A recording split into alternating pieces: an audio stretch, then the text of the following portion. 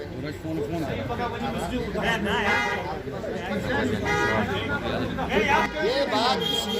बात इसलिए कि भाई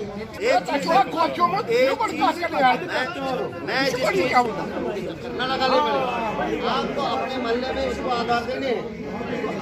नाम शुहाब लतीफ़ है। I have recently joined as assistant director FCS and CA Srinagar South. ठीक है, यहाँ पे इशू कोई सीरियस नहीं था। बेसिकली आप सबको मालूम ही है कि हमारा जो राशन डिस्ट्रीब्यूशन सिस्टम है ये टोटली आधार इनेबल्ड हो गया है।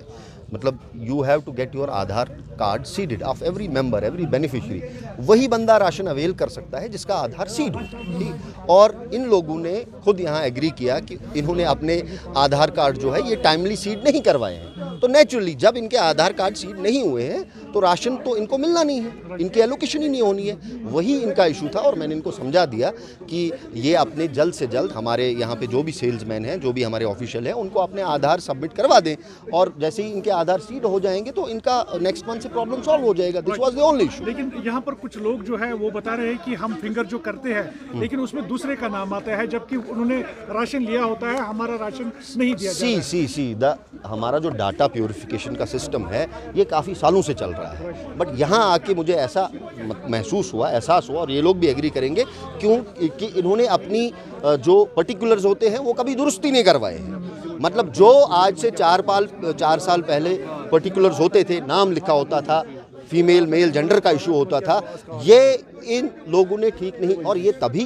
ठीक होता जब इन लोगों ने वक्त पे आधार सीडिंग करवाई होती। वो चीज़ नहीं हुई है, वो चीज़ जैसे ही होती है ये चीज़ें सारी सॉल्व हो जाएंगी। तो कुछ लोग जो है कल तक तो राशन ले रहे थे उसी पर, लेकिन आज उनको वो राशन नहीं दिया जा रहा है। ऐसा क्यों है कि कहीं लूपहोल्स एडमिनिस्ट्रेशन की तरफ से है? नहीं, बिल्कुल नहीं। जिसका आधार, देखो ये जो डाटा प्यूरिफिकेशन का सिस्टम है ना हमारा, ये कॉन्टिन्यूअस प्रोसेस है।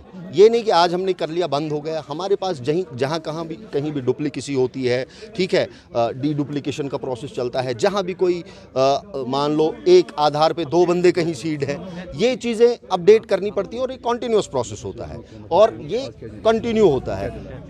डेथ होती है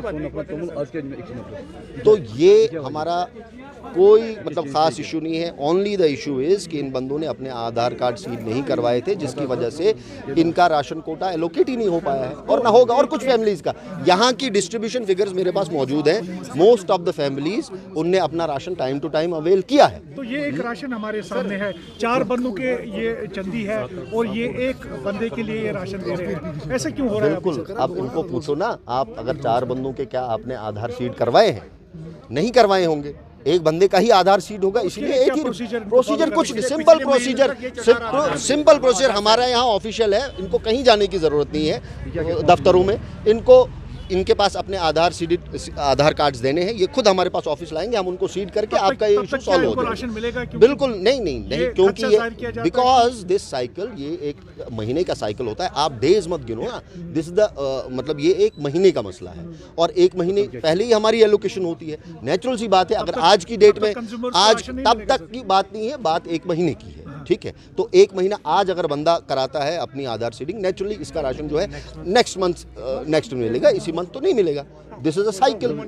ये अच्छा, दूसरी इंपॉर्टेंट बात जो आपके जरिए में अभी मैं इन लोगों से बात कर रहा था कि हमारी यहाँ वेरिफिकेशन प्रोसेस क्या होगा जिन्होंने अभी राशन जो है प्रोसेस है, उनने अपने आधार कार्ड देने हैं, सीड करवाएंगे, उनका नेचुरली जो भी मेंबर्स होंगे वो उसमें ऐड हो जाएंगे। प्रॉब्लम यही है, सीड कराएं। एग्जैक्टली। अब मसला यही है कि इनने अपने आधार कार्ड सीड नहीं करवाए। आप इनसे पूछ सकते हो, आई कंफर्म इट कि नहीं करवाए हैं।